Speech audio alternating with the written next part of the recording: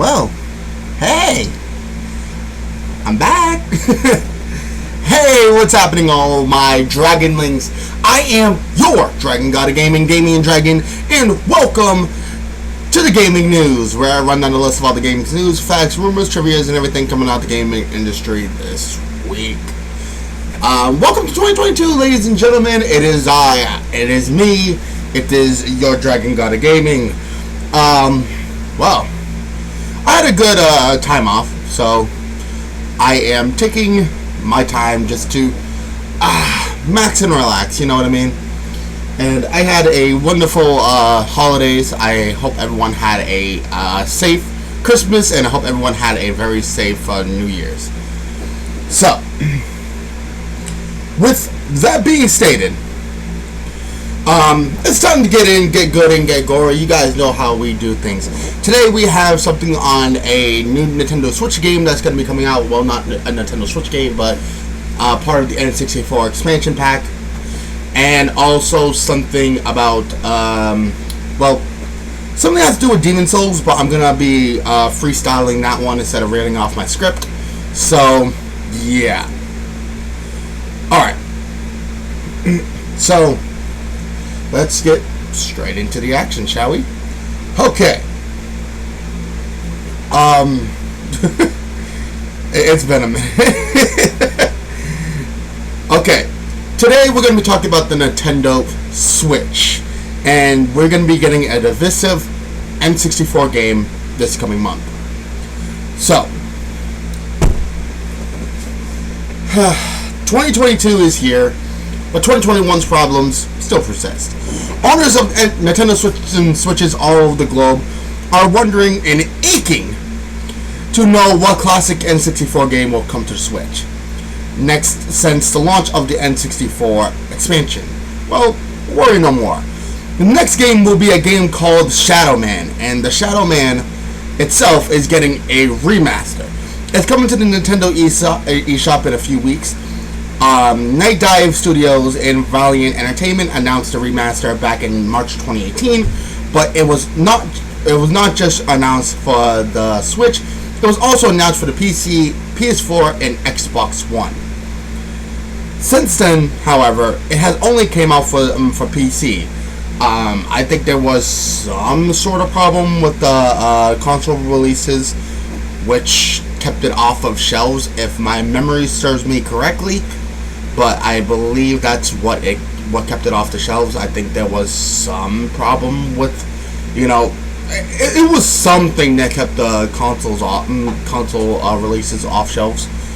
So yeah, so it only came out for PC.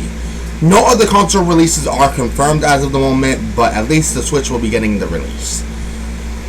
If you want to know how much this game is, well, it's only $20. So, it's not a bad bargain price for anyone who really wants to have a new game. So, yeah.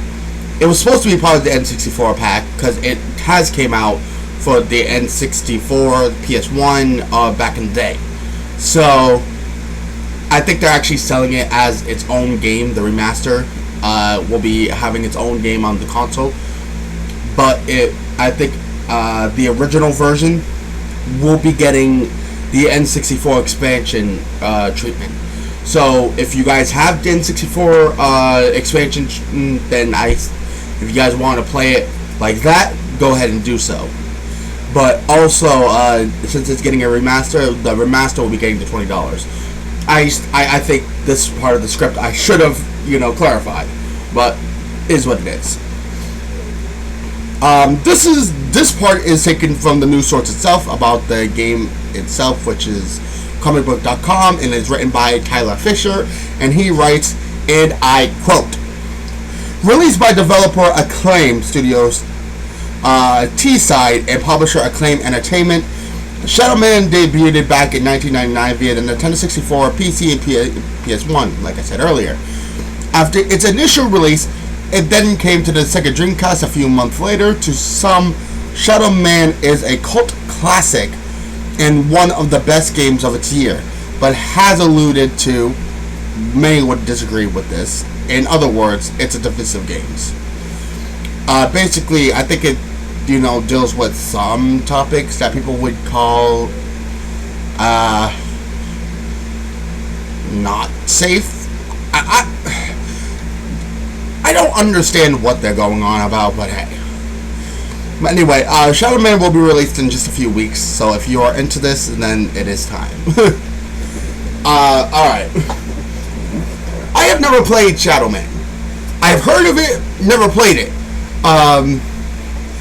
Because I personally could not find a release for it, so I don't think I've ever gotten to play it.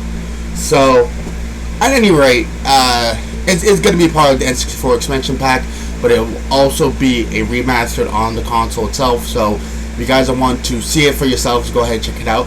And also, if you guys want to read the whole thing from comicbook.com, link will be in the description down below. Anyway, now I'm going to go straight off script here and talk about our next topic. So, because I kind of woke up late today and I had not done my script last night because I was not here last night. So, this is coming from VideoGameChronicles.com, and of course written by one Andy Robinson, and he says Miyazaki says Elden Rings graphics team felt extra pressure due to Demon Souls PS5, but the Dark Souls designer has not actually played Blue Point's remake. Ooh. Okay, I'm gonna read this just a bit, and then I'm gonna give you guys my my take. I want to keep gaming news as my personal rundown from now on, so I don't want to add too many point for points for from the articles. So it says Blue Point's PS5 launch title was one of the highest rated games of 2020 and received widespread praise in particular for its visuals, which many perceived to set the bar for new gen console games. Speaking in the latest issue of Edge magazine, which is on sale now, the From Software designer revealed that he's not played Sony and Blue Point's remake of his 2009 title. Oh, really? But he suggested that its impact has been felt by Elden Ring's development team. Yes, and he quotes, "Yes, I'm pretty sure our graphics creation staff felt that pressure more than anyone else," he said in the magazine, transcribed by BGC, when asked if the graphic fidelity of Demon Souls created extra pressure for his team. And not just with Elden Ring, but with all the games we make, graphic fidelity is not something we put as the top priority. What we ask for on the graphics side depends on the system and requirements of the game itself, and it has taken less priority compared to the other elements of development. So, the original director for Demon Souls has not played the remake of his games, or seen the remakes of his games, which I can understand that. In all honesty, I can, but I kind of feel some type of way when I hear that, it puts extra pressure on people. And I think he said quite literally that all he asks of his graphics team is to keep up to just to make sure the graphics on the game coincides with how the game is is fitting up to that point. And in all honesty, I think that's actually a really good way to look at it. I don't think that you should be feeling pressured from other people's games or anybody else's games, for that matter, seeing as fit that no game should feel pressured by the graphics of another game. Why? Because not all games are created the same way. You know what I mean? Like in Mario, we do not expect, Mario to look like, Nathan Drake. You know what I mean? We don't expect that. We don't want to see that. but we don't expect that. So if I had to give the guess, or bank myself on a game, I don't see any reason that anybody should be feeling pressured about any kind of graphics. Like, yeah, graphics are an important part of any major game. I understand that. I highly understand that. But I also know very well that not all games are created equal. And yes, I understand that. Demon Souls and Elden Ring are going to be compared heavily. Yeah, they are. But graphics are not what matters. The game matters. The story matters. How the game plays matters. The controls matters. It's not just about the graphics. And, getting pressured by another game's graphics, who the fuck cares? Again, back to my point earlier. Nobody expects a Nintendo game to look like Mass Effect. You see my point, you know what I mean? There's graphics in one that do not correlate to the other. Yes, and I do see that Demon Souls and Elden Ring are going to be compared very heavily. And yes, I can understand that because they're basically two peas in a pod. But there is no reason why one team should feel one way about another game's graphics because it was released and it looks really good. No, it doesn't matter. There's no pressure that needs to be put on these people. There's no pressure that needs to be put on his team to basically say, hey, we got to live up to this. No, you got to live up to your vision. You got to live up to your game's hype. You got to live up to your standards. Not anyone else's standards, your standards. This is why I hate certain news sources and stuff, like saying, hey, do you feel pressured about this? No! Like, okay, let me give my personal example. On the channel, right now, on the Invisible Corporation channel, do I compare my work to, let's say, Yimis Tortugas? No. Do I compare myself to Chaos 6? No. Do I compare myself to Wolfos or Kong stuff? No. Do they compare their work to mine? No. We don't compare our works and say who's better. No, there is none of that. Do we make like slight jabs at our upload schedules? Yes. But that's basically what we do. When we put out work, we put out work. That's it. All of our stuff is different. Our stuff is put up different. Our styles are different. That's what makes us unique. That's what our channel is basically about. Just uniqueness. And as for gaming development, gaming itself, in general, no game is created equally to every others. If you gotta compare something, compare Call of Duty to its own other iterations.